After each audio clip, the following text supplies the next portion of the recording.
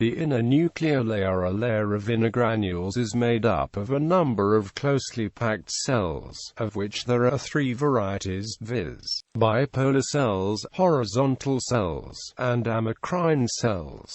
Bipolar cells. The bipolar cells, by far the most numerous, are round or oval in shape, and each is prolonged into an inner and an outer process. They are divisible into rod bipolars and cone bipolars. The inner processes of the rod bipolars run through the inner plexiform layer and arborize around the bodies of the cells of the ganglionic layer. Their outer processes end in the outer plexiform layer in tufts of fibrils around the button-like ends of the inner processes of the rod granules. The inner processes of the cone bipolars ramify in the inner plexiform layer in contact with the dendrites of the ganglionic cells.